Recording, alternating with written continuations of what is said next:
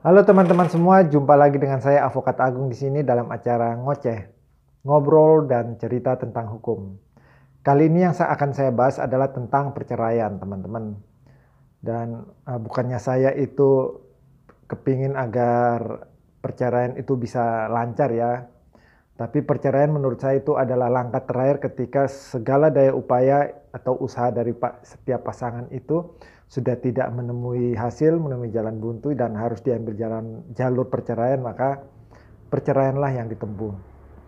Dan baru-baru ini teman-teman ada surat edaran Mahkamah Agung nomor 1 tahun 2002. Jadi di situ menerangkan bahwa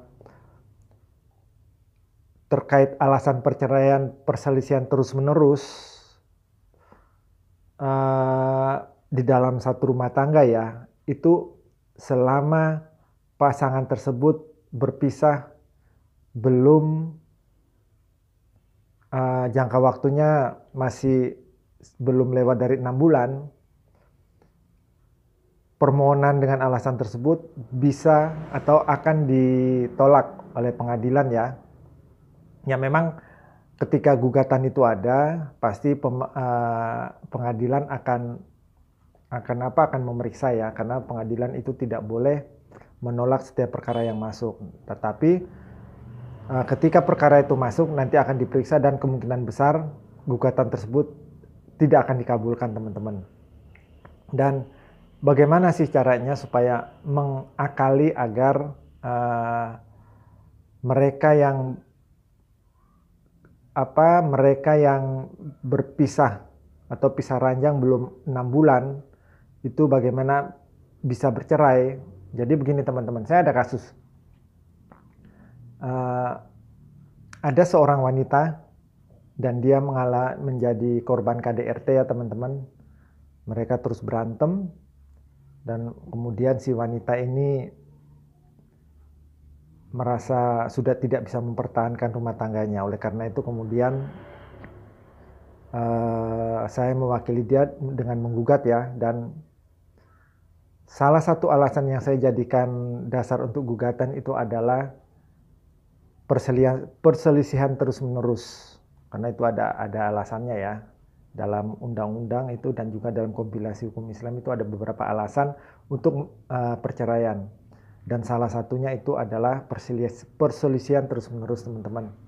Dan kemudian saya memakai alasan tersebut. Tetapi ketika saya bertanya sudah berapa lama berpisah, ternyata mereka belum lama berpisah, baru 1 bulanan. Akhirnya untuk menghindari atas penerapan surat edaran Mahkamah Agung nomor 1 tahun 2002 tersebut, akhirnya saya juga memasukkan terkait pas alasan perceraian yang dilandasi karena ada kekerasan dalam rumah tangga. Dan terlebih lagi sang suaminya ini adalah seorang pemabuk juga ya, dan juga selingkuh. Saya masukkan juga alasan terkait sinah, pemadat, pemabuk. Dan akhirnya ada 3 alasan yang dapat saya pakai. Dan ketika mereka, pihak lawan, pengacara lawan, menyampaikan bahwa harusnya gugatan kami ini ditolak karena bertentangan dengan surat edaran Mahkamah Agung nomor 1 tahun 2022 karena pisah ranjang atau berpisah itu belum melewati 6 bulan. Itu kami bantah karena surat edaran Mahkamah Agung itu berlaku hanya terkait alasan perselisihan terus-menerus.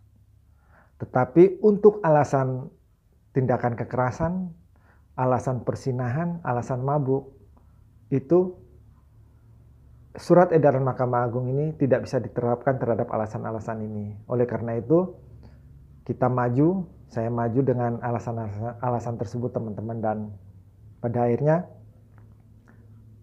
walaupun dengan segala pembuktian ya teman-teman, akhirnya perkara itu kemudian diputus dan gugatan kami itu dikabulkan, yang mana akhirnya proses perceraian itu terjadi antara klien saya dengan lawannya ya, dengan mantan suaminya, dan perkara itu diputus dengan menerima atau mengabulkan gugatan kami, teman-teman. Jadi itu ya teman-teman, trik untuk agar untuk menghindari pasal Surat Edaran Mahkamah Agung nomor 1 tahun 2002 tersebut. Terima kasih.